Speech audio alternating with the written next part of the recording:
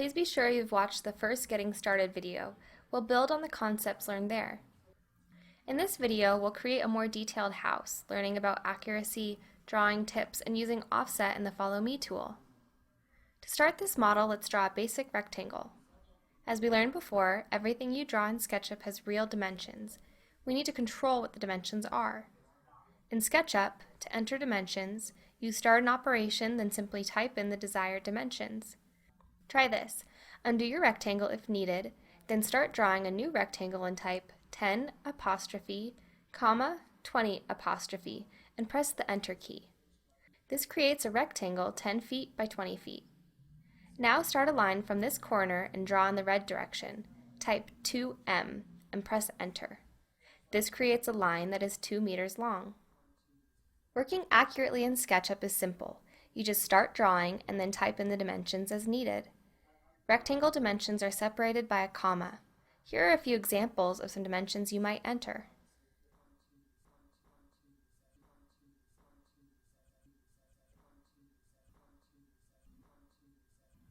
Now that you are familiar with entering dimensions, erase any existing geometry and draw a new rectangle that is 12 feet by 30 feet. Now starting from this corner, draw another rectangle adjacent to the first that is 20 feet by 10 feet.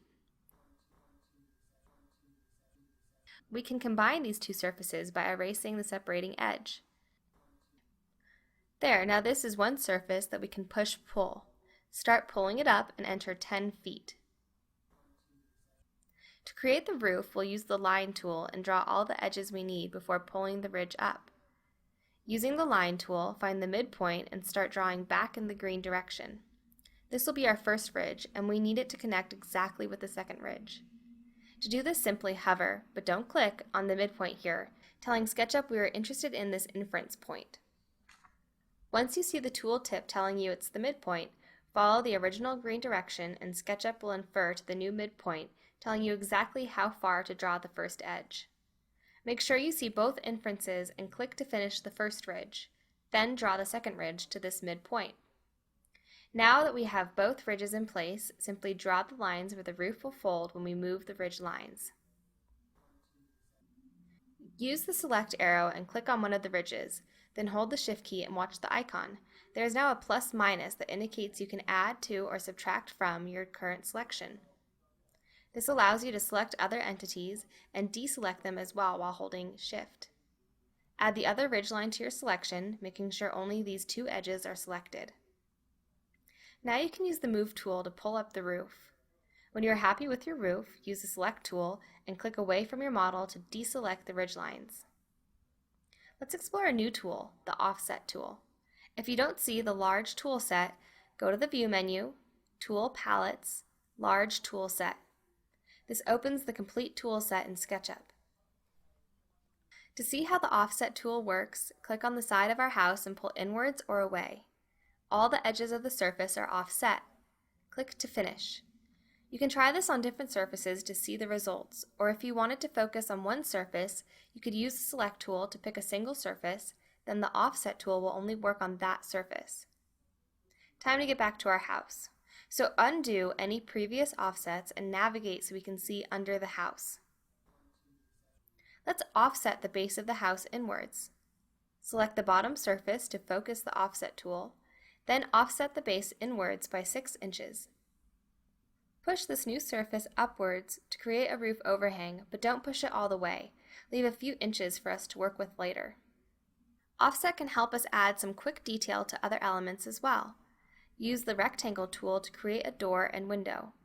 Be sure to start the door from the bottom edge. The window is simple, offset it once or twice, and use Push-Pull to make the window frame.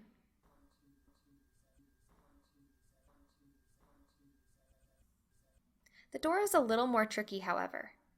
Offsetting the door creates some extra geometry that we don't need. It's easy to erase these extra edges, but there is another way to use offset that will solve this problem for us. Undo back to our simple door. Use the Select tool to pick one door edge, then holding the Shift key, add the other two edges. With these edges selected, the offset tool will focus and only work on those edges, so we don't have any problematic edges below our house and can correctly create the door frame. Pull the door frame out so we can use it in our next example. Now that you understand the offset tool, let's move on to the Follow Me tool.